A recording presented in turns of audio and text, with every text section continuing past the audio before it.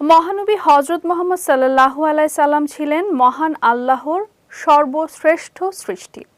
আল্লাহ তাআলা প্রিয় নবীকে এমন কুদরতি বৈশিষ্ট্য প্রদান করেছিলেন যে তার দেহ নিঃসৃত ঘাম সুবাস ছড়াতো, যা ছিল মেশক আম্বরের চেয়েও অধিক সুগন্ধিময়।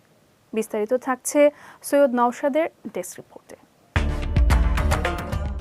সর্বশ্রেষ্ঠ মানব মহানবী হযরত মুহাম্মদ সাল্লাল্লাহু আলাইহি ওয়াসাল্লাম শুধু মুসলমানদের জন্য নয়, বরং সমস্ত মানব জাতির পথ প্রদর্শক হিসেবে প্রেরিত হয়েছেন।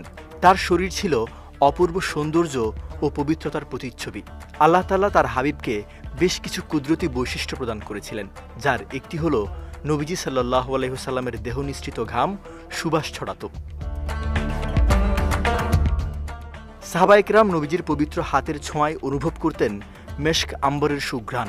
মেশক আম্বর উন্নতমানের সুগন্ধি, যা হরিণের মৃগনাভি থেকে তৈরি করা হয়। রাসূল সাল্লাল্লাহু আলাইহি ওয়াসাল্লামের ঘ্রাণ ছিল এর চেয়েও বেশি সুগন্ধিময়। তিনি যে পথ দিয়ে হেঁটে যেতেন, কেউ তার তালাশে বের হলে সে সুবাসের কারণে বলতে পারত নবী সাল্লাল্লাহু আলাইহি ওয়াসাল্লাম এই পথ ধরে গমন করেছেন। হযরত জাবের ইবনে সামুরা রাদিয়াল্লাহু তাআলা আনহু থেকে বর্ণিত, একবার রাসূল সাল্লাল্লাহু আলাইহি ওয়াসাল্লাম তার গালে হাত বুলিয়েছিলেন।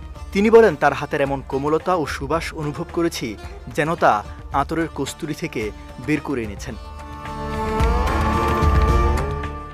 হযরত আনাস ইবনে মালিক রাদিয়াল্লাহু তাআলা আনহু ছিলেন সেই সৌভাগ্যবানদের একজন যারা রাসূল সাল্লাল্লাহু আলাইহি ওয়াসাল্লামের সংস্পর্শে দীর্ঘকাল কাটিয়েছেন এবং তাকে কাছ থেকে দেখেছেন। তিনি বলেন, রাসূল সাল্লাল্লাহু আলাইহি ওয়াসাল্লামের বরকতময় শরীরের চেয়ে বেশি সুগন্ধিময় কোনো আম্বর, মেশক বা অন্য কোনো বস্তুর ঘ্রাণ আমি পাইনি।